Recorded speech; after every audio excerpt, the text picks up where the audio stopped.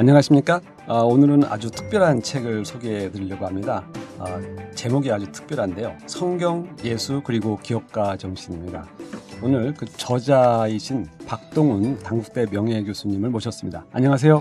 네, 초대해 주셔서 감사합니다. 네, 이렇게 정말 제목만 봐도 특별한 책이다라는 생각이 드는데요. 이 책을 어떤 생각을 가지고서 기획을 하셨는지 그리고 쓰셨는지 먼저 책에 대한 말씀을 소개해 주시기 바랍니다. 네, 그 역사는 한 20년 됩니다. 1997년에 제가 자유기업원에서 노동시장유연성이라는 책을 냈어요.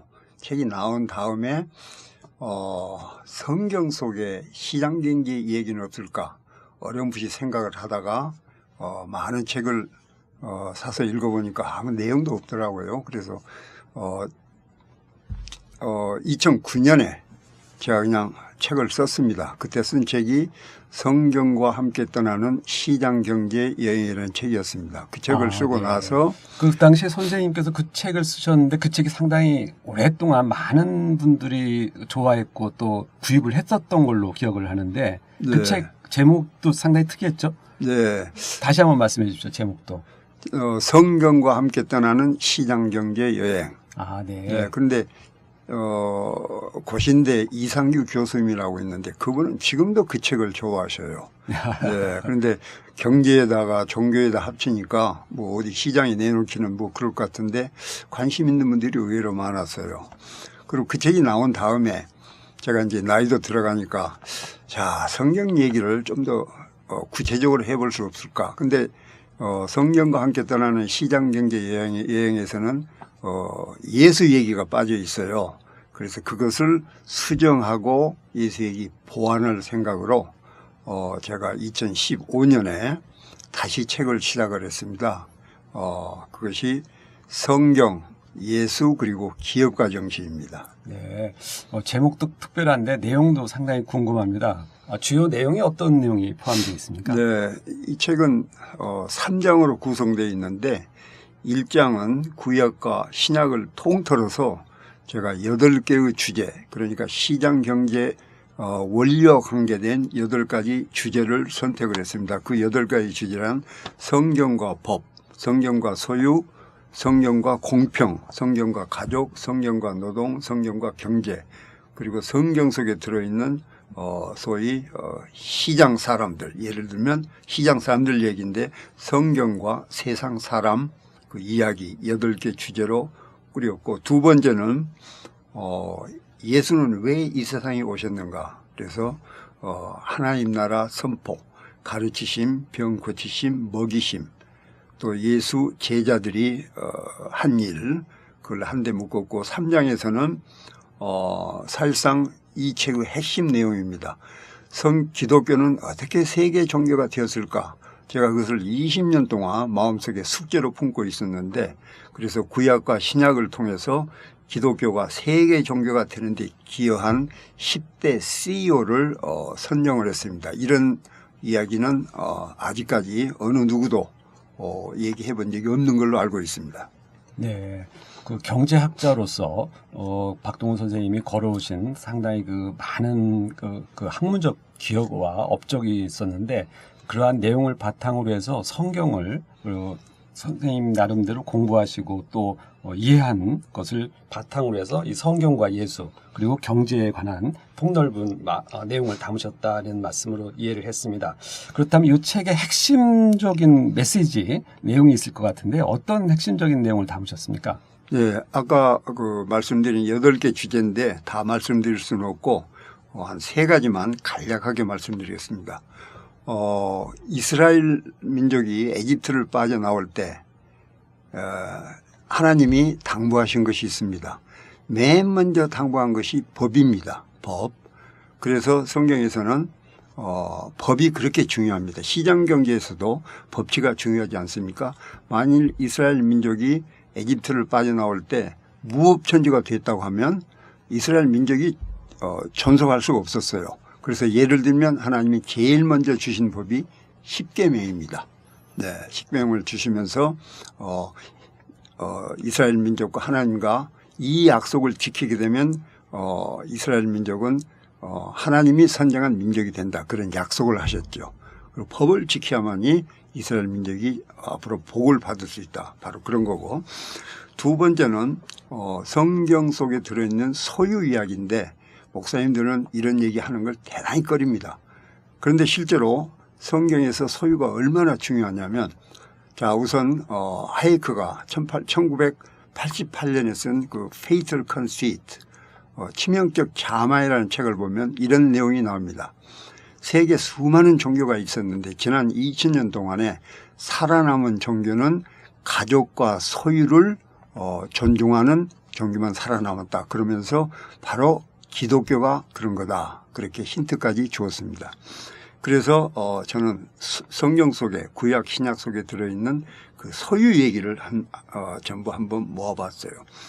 그 다음에 이제 그 소유 얘기를 제가 두 가지 예만 들겠습니다. 왜 소유가 중요한가? 성경에서 성경은 과부를 도와라, 외국인을 도와라, 가난한 사람을 도와라 그런 얘기가 엄청나게 많습니다. 구약에는. 그러면 왜 도우라고 하느냐? 자, 그 예를 들 테니까 소유는 자유와 직결되는 겁니다. 네, 그래서 먼저 얘는 소유가 없어서 자유를 얻지 못한 케이스, 성경에 나온 얘기입니다. 하나님의 일찍이 그 모세를 통해서 이스라엘 민족이 동족인을 노예로 삼으면 6년 후에 풀어주라 그런 얘기를 했습니다. 그런데 전혀 풀어주지 않았습니다. 그런데 이제 솔로몬 때 이스라엘이 두 쪽으로 갈라진 다음에 남쪽 유다 시드기야 왕이 이제 전부 모여라 해가지고 그때 선언을 합니다. 하나님이 말씀하셨는데 우리가 지금까지 못했다. 그래서 동족 히브리족을 히브리 동족을 전부 노예에서 풀어주자. 그러니까 전부 박수를 치고 풀어줬습니다. 그런데 돌아서자마자 그 노예들을 다시 불러다가 또 노예로 시켰습니다. 그래서 결국 유다가 바빌로니아한테 망하게 됐습니다. 그러면 왜 그렇게 됐냐 하면 법으로는 자유인으로 만들어 주었지만은 그 노예들이 어디 가서 먹고 살 데가 없는 거예요. 그러니까 옛날 주인이 야, 너 먹을 거 없으니까 와 하니까 가서 다시 노예가 된 겁니다. 그래서 유다 왕국이 망하게 된 하나의 계기가 된 겁니다. 그러니까 소유가 없어서 자유를 얻지 못한 케이스죠. 그런데 이제는 소유가 있으니까 자유가 있는 케이스를 제가 말씀을 드릴게요. 구약에 그 예언자 엘리사 얘기가 나옵니다. 과부 기름병 얘기인데 엘리사가 여러 명의 제자가 있었는데 제자 하나가 죽어버렸어요. 그러니까 과부가 됐죠. 그 과부가 아들이 둘이 있었는데 이제 아들을 빚을 졌는데 빚쟁이가 아들을 종으로 데려가겠다. 그러니까 과부가 엘리사한테 와서 사정을 합니다. 울면서. 그러니까 엘리사가 그러면 너희 집 빈 병 그리고 이웃집에서 빈 병을 빌려다가 거기다 기름을 가득 채워라. 그래서 이제 빈 병을 빌려다가 어떻게 해서 이제 기름을 가득 채우게 됩니다. 그래 놓고 이제 엘리사가 그걸 다 팔아라. 그러니까 엄청나게 빈 병을 빌려다가 기름을 채워서 하나님이 채워주신 기름을 팔고 나니까 돈이 남을 거 아닙니까? 엘리사가 그랬어요. 그러면 그걸로 빚 다 갚고 먹고 살아라. 이것은 뭐냐면 이제 어떻든 하나님 말씀을 통해서 빈 병에다 기름을 채워서 소유가 있게 된 겁니다. 소유가 있게 되니까 종으로 팔려가지 않고 자유를 얻었다는 얘기입니다. 그만큼 성경은 소유를 중요하게 여깁니다. 네. 네, 그렇게 아주 재밌는 이야기를 함께 그 핵심적인 내용을 설명을 해주셨는데요. 이 책의 특이한 것은 이 기업가 정신을 제목에 또 포함을 시켰습니다. 그래서 성경 예수 그리고 기업가 정신이라는 책 제목이 나왔는데 이 경제적인 사고가 부족한 분들은 사실 이 책을 통해서 성경의 말씀을 경제적으로 해석할 수가 있겠는데 특히 이 기업가 정신이 가져다주는 메시지가 상당히 분명하게 있을 것 같습니다. 그리고 특히 이 제목에 기업가 정신이라는 단어를 포함을 시킨 이유가 또 있으실 것 같은데요. 기업가 정신이라는 단어를 이 책에서는 어떤 특이한 것에 주목을 하셨는지 그 내용을 좀 말씀해 주십시오. 네, 저는 목사도 아니고 신학자도 아닙니다만은 평신도로서 어떻게 기독교가 세계 종교가 되었을까? 아까 말씀드린 대로 한 20년 동안 궁금증을 가지고 살아왔었거든요. 그래서 제가 생각한 것은 그 기업가 정신이라고 하는 것은 간단히 말해서 기업가가 어떤 위기를 뚫고 기업을 살려내는 겁니다. 간단히 말해서. 그러면 성경 기독교라고 하는 것은 뭐냐면 밖으로 뛰쳐나가는 정신, 다시 말하면 전도 정신이 대단히 강한 종교입니다. 그래서 예수님이 마지막으로 이제 부활을 하셔가지고 하늘에 올라가시면서 당부하신 마지막 말씀은 뭐냐면 내가 너희들한테 가르친 이 모든 것을 땅끝까지 가서 전하라. 바로 그것이 이제 전도 정신으로 이어지는 거죠. 그래서 제가 이제 갈대아 우르, 페르시아만 어디 총구석에 있는 거기서 아브라함 조상이 태어나가지고 아브라함이라고 하는 사람이 어떻게 자손을 두어서 기독교가 세계 종교가 됐는가. 저는 그 큰 흐름을 한번 찾아보려고 했습니다. 그래서 그 뛰쳐나가는 정신, 전도 정신. 아브라함이 갈대아 우르에서 나와가지고 결국 하란을 거쳐서 이집트를 거쳐서 이제 가나안에 정착을 하지 않습니까? 그 후손들도 그 자리에 정착하지 않고 계속해서 밖으로 나갑니다. 그래서 오늘날 세계가 기독교 정신이 된 거죠. 그래서 제가 10대 CEO를 정말 혼자 얼마나 위험합니까? 그 성경을 혼자 이런 식으로 해석한 것이 될 것 같아서 고심하면서 10대 CEO를 선정을 했습니다. 여러분들한테 상의를 했는데 그분들도 별 견해가 없고 그래서 맞는가 보다 하고 제가 10대 CEO로 선정을 했습니다.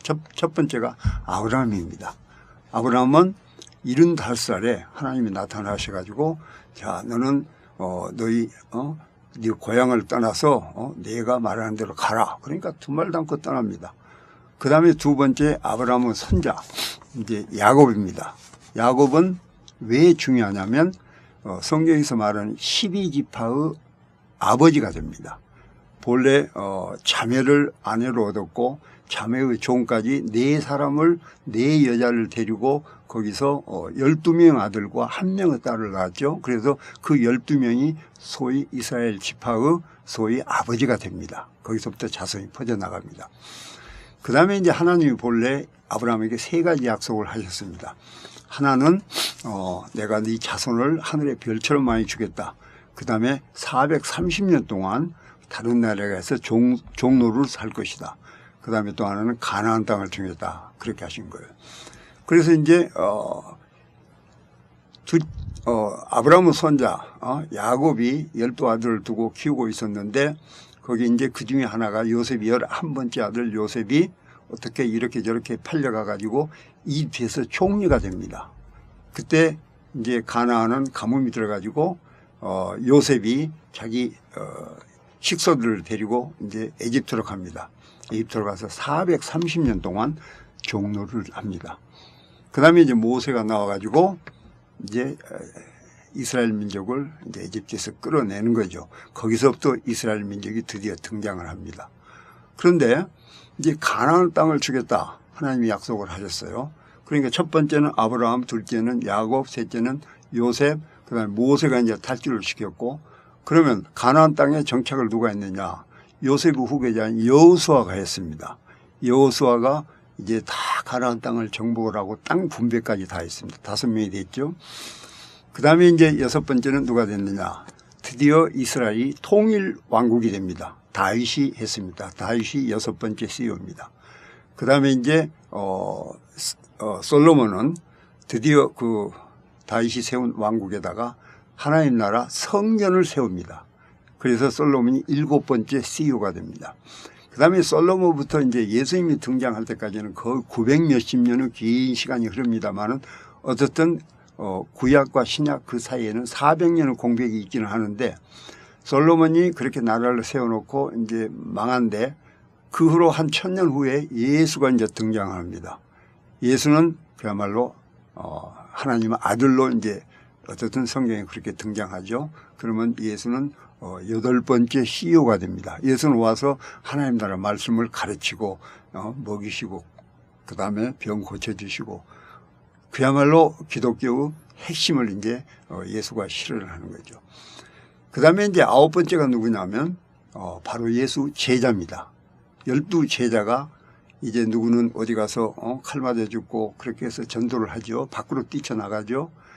그런데 가장 결정적인 것은 이제 바울입니다. 바울은 제자는 아니지만은 자기 스스로 예수 사도라고 했고, 바울이 어떻게 해서 세계 종교로 만드느냐 하면, 바울이 이제 여기저기 전도를 다 하고 나서 나는 로마에도 가봐야겠다 그렇게 얘기를 합니다. 정말 우여곡절 끝에 재판을 받기 위해서 로마 황제의 재판을 받기 위해서 로마로 가게 됩니다. 로마로 가가지고 거기서 2년 동안 살고, 그 다음에 이제 거기서 유태인들 모아가지고 여러 가지 이제 전도해 가면서 이제 거기서 AD 62년에 바울은 그 사자굴에 던져가지고 죽게 됩니다. 그런데 그게 계속 이어가지고 AD 313년에 컨스탄티누스 여자입니다. 컨스탄티누스 황제 때 313년에 드디어 기독교가 이방인 나라 로마에서 종교로 공인을 받습니다. 거기서부터 이제 기독교는 세계 종교로 확 뻗쳐나가고 있습니다.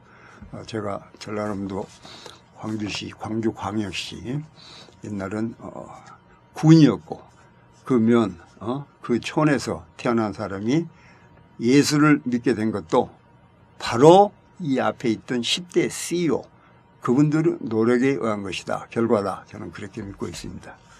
네. 정말 그 성경 예수 그리고 기업가 정신 이 책을 통해서 많은 생각을 해볼 수 있지 않나라는 생각이 듭니다. 오늘 특별히 박동원 선생님 저자와 함께 경제적으로 많은 풍성한 지식을 가지시고 또 그리스도인으로 살아오신 내용을 바탕으로 어떻게 보면 이러한 성경을 그동안 읽었고 생각했던 것들을 총정리한 그런 책이 아닌가 싶습니다. 정말 좋은 시간이었던 것 같습니다. 한 말씀만 더 드리면 네. 제가 성경에 대해 관심을 갖게 된 것은 성경 속에 들어있는 구약과 신약 속에 들어있는 시장경제 원리를 제가 찾기 위해서 이렇게 한 겁니다. 네, 이것이 감사합니다. 결과입니다. 네. 네. 지금까지 박동훈 선생님과 함께 책 성경 예수 그리고 기업가 정신에 대해서 알아봤습니다. 시장경제 중심 자유기업원